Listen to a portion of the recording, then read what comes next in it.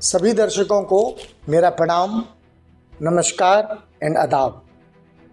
आज का जो हमारा पूरा वीडियो है वो इसी बात पे है कि अगर अपने मन का हो जाए तो अच्छा, और अगर ऐसा ना हुआ तो और भी अच्छा।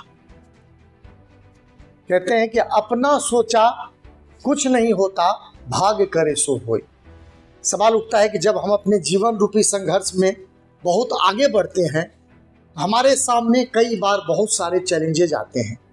कई बार हमारे मन को लगता है कि हमने तो ऐसा सोचा था, ऐसा क्यों हो गया। तो उसी पे पूरा ये वीडियो है कि कहीं ना कहीं जीवन में आपको सरेंडर तो करना पड़ेगा भाई साहब। आप अपने मिशन पे बिल्कुल अटल रहें, अडिग रहें, लेकिन कहीं ना कहीं तो आपको सरेंडर करना पड़ेगा। कभी किसी न किसी गुरु के हवाले तो छोड़ना पड़ेगा। आज पूरा टॉपिक वही है कि अपने मन का हो तो अच्छा, और अपने मन का ना हो तो बहुत ही अच्छा। एक बड़ी सी प्यारी कहानी है। एक बड़ा सुंदर सा राजा था, उस राजा का एक मंत्री था, और मंत्री के जुबान पे हमेशा ये होता था कि जब भी कोई चीजें थोड़ी अलग हो जाती थी, बुरी हो जाती थी, तो वो ऐसा हमेशा बोलते थे कि जो भी हुआ वो बहुत अच्छा हुआ। एक बार संजोग की बात है, बड़ा प्यारा मंत्री था राजा का। राजा साहब उसको लेके शिकार खेलने गए, और जंगल में जो है राजा साहब की उंगलियां कट गई शिकार खेलने के क्रम में। और राजा साहब की उंगली कटने के बाद उसमें से ब्लड आने लगा, और उंगलियों से ब्लड आने के तुरंत बाद ही मंत्री ने कहा जो भी हुआ वो बहुत ही अच्छा हुआ। राजा साहब को बहुत गुस्सा आया। राजा साहब ने कहा कि एक तरफ मेरी उंगली कट गई और तुम कह रहे हो जो हुआ वो बहुत अच्छा हुआ। राजा साहब ने गुस्से में जड़ के एक तमाचा मारा, और उस मंत्री को राजा साहब ने अपने दूसरे मंत्री से कहा कि इसको कारागार में डाल दो, इसको जेल के अंदर डाल दो, ये जेल में रहने लायक है। हर दिन की तरह राजा साहब किसी और मंत्री को लेके फिर से अगले दिन जो है पहुंचे जंगल में, दोबारा से शिकार करने गए। और भाई साहब वहां कुछ जो है आदिवासी थे, और उस आदिवासी ने तबीले के अंदर जो है उन्होंने माता को जो है एक मन्नतें मांग रखी थी कि भाई एक हम बलि देंगे और इंसान का बलि देंगे। और उसी वक्त उन आदिवासी को दिख गए वो सुंदर से राजा।